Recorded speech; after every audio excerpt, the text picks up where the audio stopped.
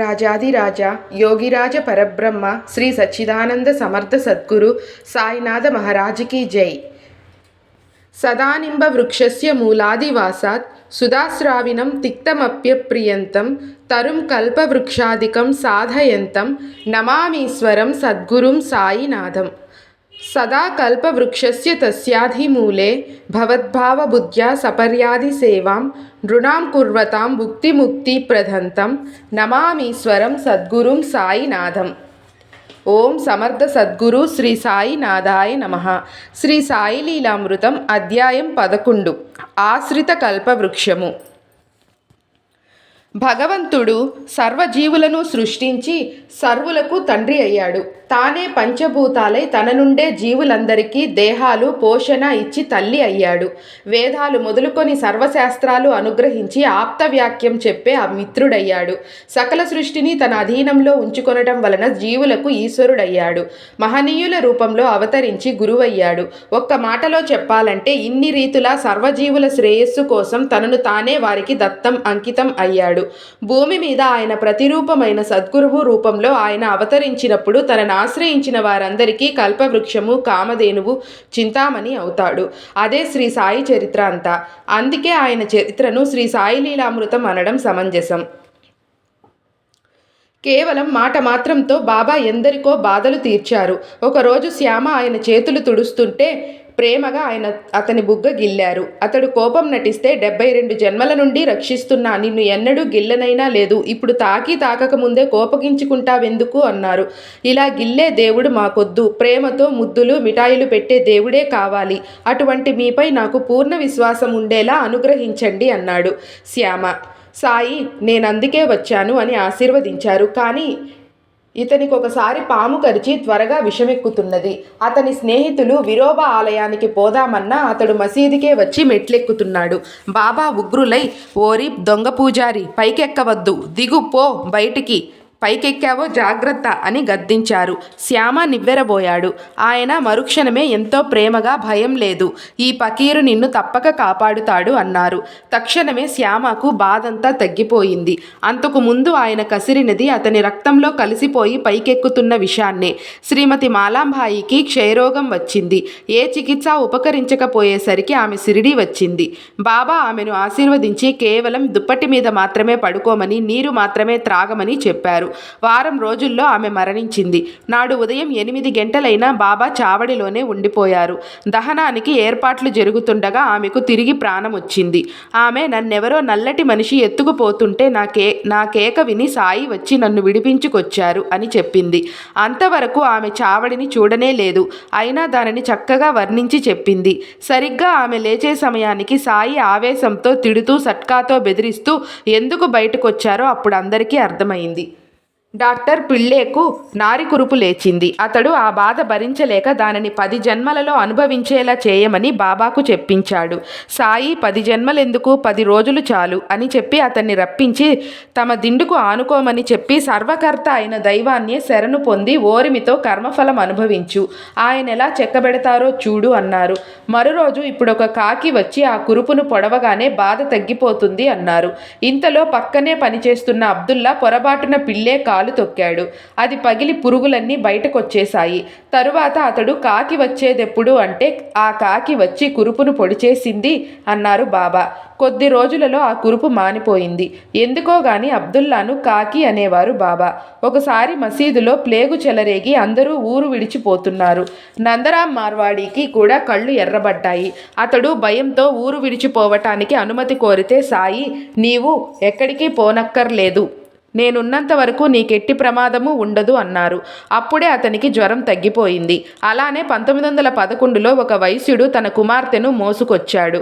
ఆమె కాళ్ళు చచ్చుబడిపోయాయి. సాయి ఆమెను ఆశీర్వదించి కొద్ది రోజులు షిరిడీలో ఉండమన్నారు. 3వ రోజు కల్లా ఆమె లేచి నడవసాగింది. అలాగే ఆయన గయాసిస్ అనే రైల్వే ఉద్యోగి భార్యకు పక్షవాతం తగ్గించారు. ఫర్బనీ నుంచి ఒకడు వచ్చి తనపై మంత్రప్రయోగం జరిగిందని, దానివల్ల అన్నం వెంట్రుకల్లా కనిపించి కంపు కొడుతున్నదని, తననెవరూ రక్షించలేకపోయారని చెప్పుకున్నాడు. బాబా అల్లా అచ్చా కరేగా అని ఆశీర్వదించారు. అంతటితో ఆ బాధ తొలగింది. ఒకరోజు ఒక నిరుపేదరాలు నమస్కరించగానే బాబా, అమ్మా, నీ ఇంటికొస్తున్నాను, నిరాకరించవద్దని నీ భర్తతో చెప్పు అన్నారు. ఆమెకేమీ అర్థం కాలేదు. సరిగ్గా అప్పుడే వాడాలో ఉన్న దీక్షిత్కు ఆ కుటుంబానికి సహాయం చెయ్యాలనిపించి అతడు ఒక కవర్లో పైకముంచి మసీదు చేరి, బాబా, ఇది పంపనా అన్నారు. ఎవరికి ఏమిటి అనైనా అడగకుండా, సాయి పంపించు అన్నారు. ఆ పైకం చూడగానే ఆ పేదరాలికి సాయి మాటలు అర్థమయ్యాయి. కోరకనే లభించిన సహాయం భగవత్ప్రసాదమని సాయి భావం. ఒకరోజు నిరుపేద అయిన కార్నిక్ను చూసి సాయి నవ్వుతూ, ఆవో షావుకార్ అన్నారు. కొద్ది సంవత్సరాలలోనే అతడు కోటీశ్వరుడయ్యాడు. భీమాజీ పాటిల్ నారాయణగావ్కు క్షయరోగం వచ్చి తరచూ నెత్తురు కక్కుకున్నాడు. వైద్యులు అతడు బ్రతకడని చెప్పేశారు. నానాసాహెబ్ సలహాపై అతడు షిరిడీ దర్శించాడు. శ్రీ సాయి మొదట అతడికి ఆ వ్యాధి పూర్వపాపం వల్ల వచ్చిందని, తాము నివారించమని చెప్పేశారు. కానీ అతడు కన్నీటితో శరణు వేడితే కరిగిపోయి, భయపడకు, ఈ మసీదులో కాలు పెట్టగానే ఎంత కష్టమైనా తీరవలసిందే, ఇక్కడ పకీరు దయామయుడు అన్నారు. సాయిని దర్శించిన క్షణం నుండి అతనికి నెత్తురు కక్కడం ఆగిపోయి అతని పరిస్థితి మెరుగు కాజొచ్చింది. బాబా అతడిని భీమాబాయి ఇంటి వద్ద ఉంచారు. నిజానికి ఆ ఇల్లు అటువంటి రోగికి ఏమాత్రమూ తగదు. కొద్ది రోజులకి అతడికి 2 కలలు వచ్చాయి. మొదటి కలలో పద్యాలు వల్లించినందుకు భీమాజీని టీచర్ కొట్టాడు. రెండవ కలలో అతడి గుండెల మీద ఎవరో గాని పెద్ద రోలర్ను అటూ ఇటూ దొర్లిస్తున్నారు. అతనికి భరించలేనంత బాధ కలిగింది. మెలకువ వచ్చేసరికి అతని వ్యాధి పూర్తిగా తగ్గిపోయింది. అందుకు కృతజ్ఞతగా అతడు శ్రీ సాయి సత్యవ్రతం చేసుకోసాగాడు. గ్రహబలం కూడా గురుని అనుగ్రహ బలానికి లోకువే. ఒక జ్యోతిష్కుడు ఒకరోజు బూటీకి గండమున్నదని చెప్పాడు. బూటీతో సాయి, ఏమిటి, నీకు గండమున్నదా? అదేం చేస్తుందో నేను చూస్తాను అన్నారు. నాడు చీకటి పడ్డాక బూటీ బయటకు వెళ్ళినప్పుడు ఒక పెద్ద పాము ఎదురైంది, కానీ ఏమీ చేయలేదు. ఒకసారి మేరీకర్తో కూడా సాయి, నీకు ద్వారకామాయి తెలుసా? ఇప్పుడు నీవు కూర్చున్నది అదే. ఈ మసీదు తల్లిని ఆశ్రయిస్తే కష్టాలు తొలగుతాయి అన్నారు. అప్పుడు తన చేయి పాములా పెట్టి, ఆ పెద్ద మనిషి భయంకరుడే కానీ ద్వారకామాయి బిడ్డలను అతడేమీ చెయ్యలేడు, అతన్ని మనం వినోదంగా చూడగలం అన్నారు. అతడు ఆ మరుసటి రాత్రి చితలీ చేరి మారుతి ఆలయంలో బస చేశాడు. అక్కడ అతడి ఉత్తరీయం మీద పెద్ద పాము పడుకుంది, కానీ ఏమీ చెయ్యలేదు. సాయి మనలను ఏ రూపంలోనైనా రక్షించవచ్చు. టెండూల్కర్ అనే భక్తుని కుమారునికి జాతకంలో గ్రహాలు దశబాగా లేవని, కనుక అతడు పరీక్షలో కృతార్థుడు కాజాలడని జ్యోతిష్కులందరూ చెప్పారు. అంతటితో ఆ యువకుడు భయపడి ఆ సంవత్సరం పరీక్షకే వెళ్ళనని పట్టుబట్టాడు. అతని తల్లి ఆ విషయం బాబాతో చెప్పుకున్నది. బాబా, నన్ను నమ్ముకోమని మీ వాడికి చెప్పు. ఆ జాతకాలు, జ్యోతిష్కులు చెప్పిన ఫలితాలు అవతల పారేసి బుద్ధిగా చదువుకోమను, ధైర్యంగా పరీక్షకు వెళ్ళమను, తప్పక పాస్ అవుతాడు అన్నారు. అతడు అలాగే చేసి పరీక్ష పాస్ అయ్యాడు. అలానే దామోదర్ రాస్నేకు చాలా కాలం సంతానం కలగలేదు. జ్యోతిష్కులందరూ అతనికి సంతాన ప్రాప్తి లేదని చెప్పారు. కానీ సాయి అనుగ్రహంతో అతనికి బిడ్డలు కలిగిన లీల కిందటి అధ్యాయాలలో చూడవచ్చు. ఒకసారి మార్తాండ్ అనే దర్జీవానికి జబ్బు చేసింది. అతడితో సాయి, నీవు నీమ్గావ్లో డేంగ్లే వద్దకు వెళ్ళు, ఆదరిస్తాడు అన్నారు. అతడు నీమ్గావ్ చేరగానే డేంగ్లే, బాబా నాకు కలలో కనిపించి నిన్ను నా వద్దకు పంపుతున్నానని చెప్పారు. ఇది నీ ఇళ్లను కావలసినవి నిస్సంకోచంగా అడుగు అన్నాడు. మార్తాండ్ త్వరలో కోలుకున్నాడు. ఒకరోజు యశ్వంత్ దేశ్ పాండే అనే భక్తుని తండ్రి సాయిని దర్శించి తనకు కళ్ళు కనిపించడం లేదని చెప్పాడు. దైవం మేలు చేస్తాడని ఆయన ఆశీర్వదించగానే అతనికి దృష్టి వచ్చింది. మరొక అంధుడు తనకు వారి దర్శన భాగ్యం కలగలేదని బాధపడ్డాడు. తక్షణమే అతడికి దృష్టి వచ్చి సాయిని తృప్తిగా చూశాక మరలా పోయింది. సంవత్సరం 1912లో బలరాం దురందర్ సోదరులు సాయిని దర్శించారు. వారితో సాయి, మనం 60 జన్మల నుండి సన్నిహితులం అని చిలిం పీల్చి బలరాంకిచ్చారు. అభ్యాసం లేని అతడు ఎంతో కష్టం మీద పొగ పీల్చాడు. 6 సంవత్సరాలుగా అతన్ని బాధిస్తున్న ఉబ్బసం నాటితో అంతరించింది. ఒకరోజు బాపూసాహెబ్ జోగ్ తన తండ్రి శ్రాద్ధానికి తన శాఖ బ్రాహ్మణులను తీసుకురావటానికి బయలుదేరారు. కానీ బ్రాహ్మణులు వారికై వారే వస్తారని బాబా చెప్పారు. సరిగ్గా ఆ రోజుకు పుంతంబా నుండి 2 బ్రాహ్మణులు సాయి వద్దకొచ్చారు. ఆయన వారిని జోగ్ వద్దకు పంపారు. వారిద్దరూ గొప్ప పండితులే కాక జోగ్ శాఖ వారే. ఒకరోజు ఠానే నుండి ఒక పెద్ద మనిషి వచ్చి తన కుమారులు కొన్ని సంవత్సరాలుగా కనిపించలేదని సాయితో మొరపెట్టుకున్నారు. బాబా అన్నారు, తప్పక త్వరలో నీ బిడ్డను కలుసుకుంటావు. కానీ అతనికి వెంటనే సెలవివ్వక 2 రోజులు సిరిడీలోనే ఉంచేశారు. 3వ రోజు అతడు మన్మాడు నుండి బొంబాయి వెళ్లే రైలులో ఠానే చేరాడు. అప్పుడే బొంబాయి నుండి రైలొచ్చింది. అందులోంచి అతని కుమారుడు దిగాడు. తండ్రి కొడుకులిద్దరూ ప్లాట్ఫారం మీద కలుసుకున్నారు. ఎప్పుడేమి చెయ్యాలో మనకంటే ఎక్కువ బాబాకే బాగా తెలుసునని గుర్తించుకోవాలి. అదే సబూరి. మండు వేసవిలో ఒక మధ్యాహ్నం ఒక మేకపిల్ల ఎండకు తట్టుకోలేక కింద పడింది. సాయి దాని చుట్టూరా తిరిగి దానిపై నీళ్లు చల్లారు. వెంటనే లేచి అది గంతులు వేస్తూ వెళ్ళిపోయింది. కేవలం సాయి సన్నిధే జీవులకు స్వస్థత చేకూర్చగలదు. సంవత్సరం 1917లో ఒక పిచ్చి కుక్క గ్రామంలోని ఇతర కుక్కలను తరిమి కరుస్తున్నది. గ్రామస్తులు దానిని చంపాలని తరుముతుంటే అది వచ్చి మసీదులో సాయి వెనుక చేరింది. వాళ్ళు దానిని బయటకు తరవమని కోరితే సాయి వారిని తిట్టి వెళ్ళగొట్టారు. ఆ తరువాత ఆ కుక్కకు గాని దాని వలన మరే ప్రాణికి గాని ఎలాంటి బాధ కలగలేదు. వారి సన్నిధి పతితులలో నైతిక పరివర్తన కలిగించేది. ఒక యువకుడు త్రాగడం మానుకోలేకుంటే అతన్ని సిరిడీలో వారముండమని సాయి ఆదేశించారు. అంతటితో అతనికి ఆ దురభ్యాసం తొలగిపోయింది. అలాగే సంభారేతో ఆయన, ఇదే నా హెచ్చరిక, నువ్వు త్రాగుడు మానాలి, లేకుంటే నీ కర్మకు నిన్ను విడుస్తాను అన్నారు. అంతటితో ఆ కోరిక అతడికి నశించింది.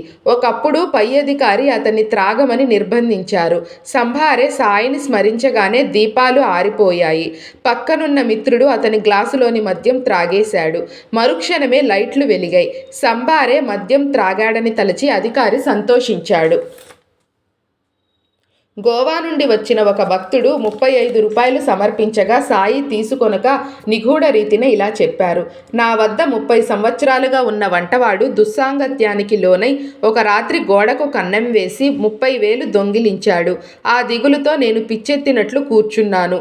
ఒక ఫకీర్ వచ్చి నా దిగులుకు కారణం విని, సిరిడీలో సాయిబాబా అనే మహాత్ముడున్నాడు, నీ పైకం తిరిగి వస్తే సిరిడీ వస్తానని మొక్కుకొని అంతవరకు భోజనంలో నీకిష్టమైన వంటకం తినడం మానుకో అన్నాడు.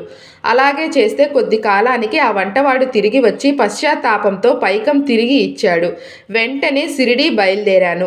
మొదట నౌకలో సరంగు ఖాళీ లేదన్నాడు. ఇంతలో ఒక జవాను వచ్చి సరంగు నొప్పించి నన్ను నౌక ఎక్కించాడు. సాయి తన గత జీవితమంతా వివరించడమే కాక ఆయనే తనకు పైకం దొరికేలా చేసిన ఫకీర్ అని, నౌకలో తనకు స్థలమిప్పించిన జవాను కూడా వారేనని ఆ భక్తుడు గుర్తించాడు. ఒకరోజు మధ్యాహ్నం 2 గంటలకు బాబా ప్రధాన్ వచ్చాడా అని దీక్షిత్ను అడిగారు. లేదు, కబురు చేసేదా అన్నాడు దీక్షిత్. చెయ్యి అంటూ కొద్ది విభూదినిచ్చి ఇది పంపించు అన్నారు. ఆ విభూది ఒక ఉత్తరం బాలాషింపి ద్వారా ప్రధాన్కు పంపాడు దీక్షిత్. అప్పుడు వెల్లడైన వివరాలు, సిరిడీలో బాబా అతని గురించి హెచ్చరిస్తున్న క్షణంలో హైకోర్టులో కొందరు స్నేహితులతో మాట్లాడుతున్న ప్రధాన్ అకస్మాత్తుగా స్పృహ తప్పి పడిపోయాడట. కొద్దిసేపట్లో తనంతట తానే తెప్పరిల్లుకొని రైలులో ఇల్లు చేరాడు. తెల్లవారేసరికి విభూది జాబులతో బాలాషింపి బొంబాయి చేరాడు. సాయికి తన బాధలు నివేదించనక్కర్లేదు. ఆయన అనుక్షణం మనల్ని కనిపెట్టి ఉంటారని గుర్తుంచుకుంటే చాలు. శ్రీ సాయి తమను నమ్మిన వారి వెంట నుండి కాపాడుతాడు. 1914లో శివరాత్రి ముందు రోజున హార్దాలో మ్యాజిస్ట్రేటుగా పనిచేసిన చోటూబయ్య తన కుటుంబం అందరితో సిరిడీ బయలుదేరాడు.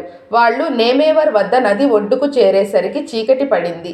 ఎంత డబ్బిస్తామన్నా బెస్తవాళ్లు పడవ వేయమన్నారు.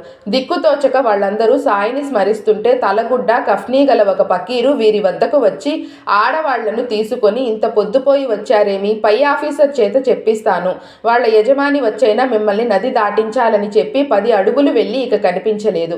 ఇంతలో పడవ వారే పరుగున వచ్చి అందరినీ పడవ ఎక్కమని చెప్పి సామానులు పడవలో సర్దారు. బాడుగ ఎంతో చెప్పమంటే మీ చిత్తం వచ్చినంత ఇవ్వండి, లేకుంటే ఏమీ ఇవ్వకండి అన్నారు.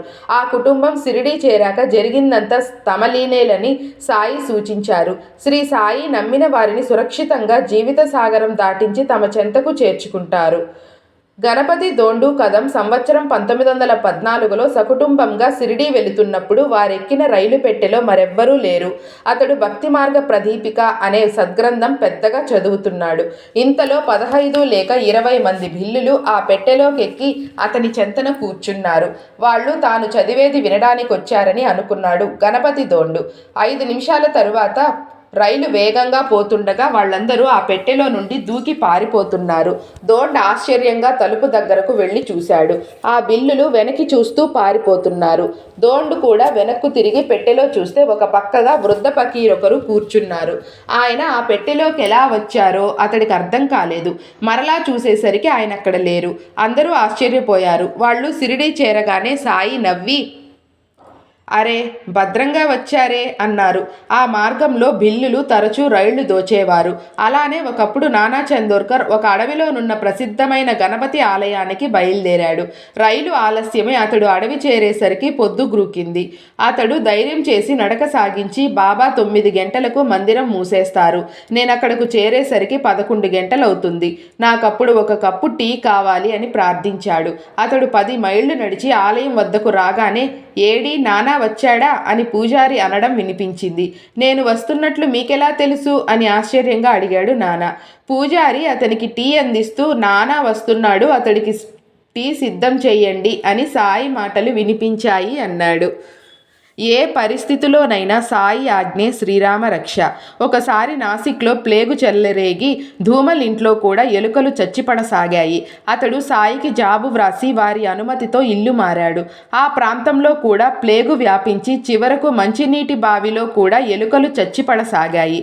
ధూమల్ మరలా బాబాకు జాబు వ్రాసి ఆయనెలాగో ఇల్లు మారమని అంటారు అని తలచి కొత్త ఇంటికి వెళ్ళాడు. ఆ ఇంటి తలుపులు తెరుస్తుండగా అతను ఇల్లు మారనక్కర్లేదని షిరిడీ నుండి జాబు వచ్చింది. ధూమల్ వెంటనే పాత ఇంటికి వచ్చేసి బాబా మాటలపై పూర్తి విశ్వాసంతో అక్కడే ఉన్నాడు. అయినా ఎవరికి ఏ ప్రమాదమూ జరగలేదు. సాయి స్మృతిమాత్ర ప్రసన్నుడు. మార్చి 6, 1913 ధూలియాలో రావూజీ బిడ్డకు జ్వరమొచ్చింది.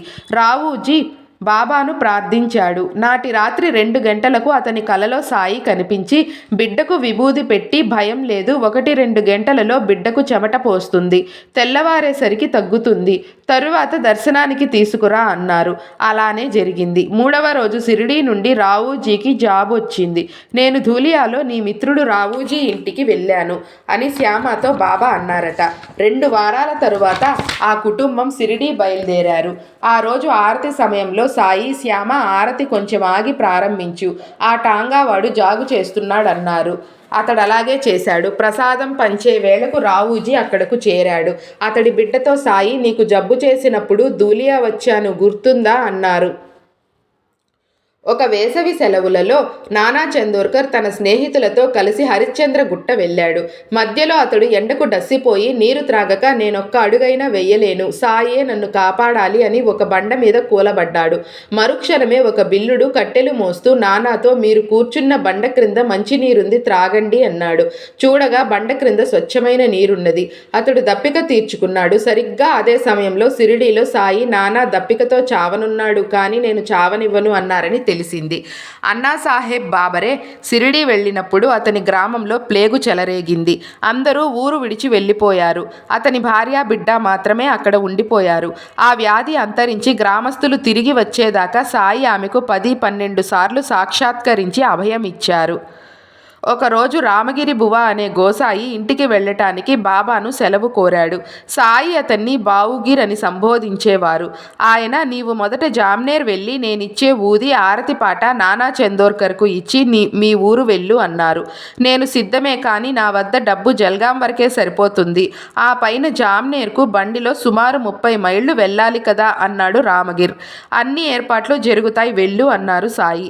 అర్ధరాత్రి 2 గంటలకు అతడు జల్గాం చేరాడు. అతని వద్ద 2 అణాలు మాత్రం మిగిలాయి. అతడికి దిక్కు తోచలేదు. ఇంతలో ఒక బిళ్ళబంట్రోతు అతని వద్దకొచ్చి, షిరిడీ నుండి వచ్చిన బావుగిర్ ఎవరు అని విచారించి అతని కోసం చందోర్కర్ టాంగా పంపాడని చెప్పి తీసుకెళ్లాడు. టాంగా జామ్నేర్ పొలిమేర చేరాక రామ్గిర్ లఘుశంకకు వెళ్ళి వచ్చేసరికి ఆ టాంగా ఎక్కడా కనిపించలేదు. ఆ సమయంలో నానాసాహెబ్ కుమార్తె మైనతాయి ప్రసవ వేదన పడుతోంది. సరిగ్గా సమయానికి రామ్గిర్ వచ్చి ఆరతి పాట ఊది ఇచ్చాడు. నానా సంతోషంతో తనకు మైనతాయికి ఊది ఇచ్చి సాయికి ఆరతివ్వగానే ఆమెకు ప్రసవమైంది. తమకు సకాలంలో ప్రసాదం అందించినందుకు నానా కృతజ్ఞత చెబితే తన కోసం టాంగా పంపినందుకు రామగిర్ కృతజ్ఞత చెప్పాడు. నిజానికి టాంగా బంట్రోతులను నానా పంపలేదు. సిరిడీ నుండి ఒకరు వస్తున్నట్లు కూడా అతనికి తెలియదు. ఆ సంగతి విన్న రామ్గిర్కు స్టేషన్లో బంట్రోతు తనను సాయి తనలాగే పిలిచాడని, సాయి ఎన్ని ఏర్పాట్లు జరుగుతాయని చెప్పినది గుర్తొచ్చింది. అదంతా సాయి లీలేనని వారు తెలుసుకున్నారు. ఒకరోజు నాగపూర్లో దీక్షిత్ తమ్ముడు జబ్బు పడినట్లు జాబొచ్చింది. దీక్షిత్, బాబా నా తమ్ముడికి నేనే సాయము చెయ్యలేకున్నాను అన్నాడు. వెంటనే బాబా సహాయం నేను చేస్తాను అన్నారు. అదే సమయానికి నాగపూర్లో అతని సోదరునికి చిత్రమైన వ్యక్తి కనబడి తక్షణమే స్వస్థుడిని చేశాడు. ఒకసారి సెలవు తీసుకుంటున్న ఒక భక్తునికి సాయి మరొక ఊది పొట్లమిచ్చి, రైల్లో నిన్ను జానెడు స్థలమిమ్మని కోరిన వాడికి ఆ పొట్లమివ్వు అన్నారు. దారిలో ఠానే స్టేషన్లో రైలు బయలుదేరగానే ఒక ప్రయాణికుడు పరుగున రైలెక్కి అతని వద్దకొచ్చి, నాకు తల తిరుగుతోంది, కూర్చోడానికి జానెడు స్థలమివ్వండి అన్నాడు. భక్తుడు అతడికి చోటిచ్చి ఊది కూడా ఇచ్చాడు. ఆ వ్యక్తి ఆనంద బాష్పాలు కారుస్తూ తానెంత ప్రయత్నించినా షిరిడీ దర్శించలేకపోయానని, సాయియే తనకు ప్రసాదం పంపాలని ప్రార్థించానని చెప్పాడు. రోగమే కాక అజ్ఞానమనే రోగం కూడా తొలగాలి. అందుకు బాధలను ధైర్యంగా ఓర్చుకోగలగడం అవసరం. అందుకే వ్యాధి మరీ ప్రమాదకరం కానప్పుడు రోగిని తన వద్ద నుండి వెళ్ళిపొమ్మనేవారు బాబా. పరోక్షంగా కూడా ఆయన రక్షిస్తారని భక్తునికి తెలియాలి కదా. షిరిడీలోని కాకా దీక్షిత్కు తీవ్రంగా జ్వరం వచ్చి శ్యామ ద్వారా బాబాకు కబురు చేశాడు. ఆయన నేనేమీ వైద్యుణ్ణి కాదు, అతడిని ఇంటికి పొమ్మను అన్నారు. శ్యామ నివ్వెరపోయి అతడు మిమ్మల్నే నమ్ముకున్నాడు, జ్వరంతో ఎలా వెళ్ళగలడు అన్నారు. సాయి తిరిగి కఠినంగా అలానే ఆదేశించారు. సెలవు తీసుకోవటానికి కాకా మసీదుకు రాగానే సాయి, నీవింటికి పో, ఎలా వచ్చిన జ్వరం అలానే 4 రోజుల్లో తగ్గిపోతుంది. సీమ బాదము, పిస్తా వేసిన పాయసం తిని తిరుగు, పడుకోకు అన్నారు. అతనికి ఊది ఇచ్చి శ్యామను తోడు పంపారు. వాళ్ళు రాత్రి 11 గంటలకు రైలు దిగి నడిచి ఇంటికి వెళ్ళారు. అక్కడ ఎవ్వరు చెప్పినా వినకుండా కాకా సాయి చెప్పినట్లే చేశాడు. వైద్యుడు, నీవు ఆ పిచ్చి ఫకీరు చెప్పినట్లు చేసేటట్లయితే నేనెందుకు అని గద్దించాడు. అయినా కాకా వినలేదు. 9వ రోజుకి జ్వరం తగ్గింది. తరువాత అతడు షిరిడీ వెళ్ళినప్పుడు బాబా బొంబాయిలో మీ వాళ్ళేమన్నారు అని అన్నారు. శ్రీ నరసింహ సరస్వతి లాగా బాబా కూడా ఇలా అపథ్యమైన ఆహారంతో జబ్బులు తగ్గించేవారు. ఒకసారి బూటీకి కలరా వచ్చి డాక్టర్ పిళ్ళే ఎన్ని మందులిచ్చినా తగ్గలేదు. చివరకు బాబాను అడిగితే బాదాం, పిస్తా వేసిన పాయసం తినమన్నారు. అలా చేయగానే జబ్బు తగ్గిపోయింది. ఒకరోజు కాకా మహాజనికి విరేచనాలవుతుంటే మసీదులో పక్కనే కుండతో నీరుంచుకొని తరచుగా బయటకు వెళ్ళి వస్తున్నాడు. బాబా సర్వజ్ఞులు కదా అని ఆయనతో చెప్పలేదు. భక్తులు మసీదు ముంగిట పనిచేస్తున్నారు. సాయి అకస్మాత్తుగా కోపించి అందర్నీ తిట్టసాగారు.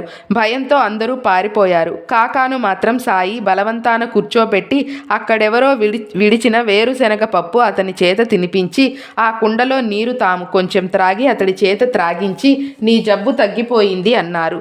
అతడికి ఆ క్షణంలోనే ఆ వ్యాధి తగ్గిపోయింది. ఈ చికిత్సలలోని రహస్యం ఆయన సంకల్పమే. ఒకసారి శ్యామ మొలలతో బాధపడుతుంటే ఆయన సోనాముఖి కషాయం చేసి 3 సంవత్సరాల తరువాత శ్యామకు ఆ వ్యాధి మరలా వచ్చింది. కొంచెం అతనికిచ్చి కొంచెం ఆయన తాగారు. ఆ రోజుతో ఆ బాధ తగ్గిపోయింది. 3 సంవత్సరాల తరువాత శ్యామకు ఆ వ్యాధి మరలా వచ్చింది. వెనుక బాబా చేసిన వైద్యమే అతడు చేసుకుంటే వ్యాధి తీవ్రమై మరలా సాయి అనుగ్రహంతోనే ఊదితోనే తగ్గింది. రఘువీర్ పురందరే మొదటిసారి షిరిడీకి బయలుదేరినప్పుడు అతని బిడ్డకు బాగా జ్వరం వచ్చింది. అతని భార్యకు తోడుగా అతని తల్లి ఉంటానన్నది. కానీ అతడు పట్టుబట్టి ఆమెను కూడా తనతో తీసుకెళ్లాడు. వాళ్ళు షిరిడీ చేరిన 3వ రోజున పురందరే భార్యకు బాబా కలలో కనిపించి బిడ్డకు ఊది ఇచ్చారు. ఆ క్షణం నుండి జ్వరం తగ్గిపోయింది. సాయి మనం కోరినదల్లా నెరవేర్చక పూర్వకర్మ దృష్ట్యా మనకు శ్రేయస్కరమైనదే చేస్తారు. ఒక ఆమె తన బిడ్డను పాము కరిచిందని ఆయనతో మొరపెట్టుకున్నది. ఆయన ఊది ఇవ్వలేదు, ఆశీర్వదించలేదు. ఆ పిల్లవాడు చనిపోయాడు. ఆ తల్లి శోకం చూడలేక బిడ్డను బ్రతికించమని దీక్షిత్ కోరాడు. సాయి, బావు ఈ విషయంలో కల్పించుకోకు, ఇది అతడి మంచికే జరిగింది. అతడి శరీరంతో చేయలేని పనులు ఆ శరీరంతో చెయ్యగలడు. అతన్ని బ్రతికిస్తే ఆ దేహం మరణిస్తుంది. అందుకు బాధ్యత నీవు వహిస్తావా అన్నారు. దీక్షిత్ తన తప్పు తెలుసుకున్నాడు. అలానే 1911లో హార్దా నుండి వచ్చిన ఒక క్షయరోగి మరణించాడు. అతన్ని రక్షించలేదని అతని బంధువులు బాబాపై అలిగారు. తరువాత వారిలో ఒకరికి బాబా కలలో కనిపించి రోగి తలను తమ తలపై ఉంచుకొని కుళ్ళిన అతని ఊపిరితిత్తులు చూపుతూ అతన్ని ఇంతటి చిత్రహింస నుండి నేను విడుదల చేశాను అని చెప్పారు. అతని బంధువర్గం అంతా తిరిగి సాయిని సేవించసాగారు. బాబా తామెప్పుడైనా భక్తులు కోరినది ప్రసాదించదలచకపోతే ఏమీ మాట్లాడేవారు కాదు. సాయి తనకొక మగబిడ్డను ప్రసాదించాలన్న కోరికతో గోవిందరావు షిరిడీ వస్తుండేవాడు. కానీ బాబా ఏమీ చెప్పేవారు కాదు. మరో వివాహం చేసుకుంటే బిడ్డలు కలుగుతారేమోనని చెప్పమంటే కూడా ఆయన మాట్లాడలేదు. అతడికి సంతానమే కలగనే లేదు. ఓం శ్రీ సచ్చిదానంద సమర్థ సద్గురు శ్రీ సాయినాథాయ నమః. శ్రీ సాయి లీలామృతం అధ్యాయం 11 సమాప్తం. మీకు గనక ఈ వీడియో నచ్చినట్లయితే ప్లీజ్ వీడియోని లైక్ చేయండి, షేర్ చేయండి, అలానే కమెంట్ చేయండి. నా ఛానల్ నచ్చినట్లయితే ప్లీజ్ ఛానల్ని సబ్స్క్రైబ్ చేసుకొని సపోర్ట్ చేయండి. Thank you.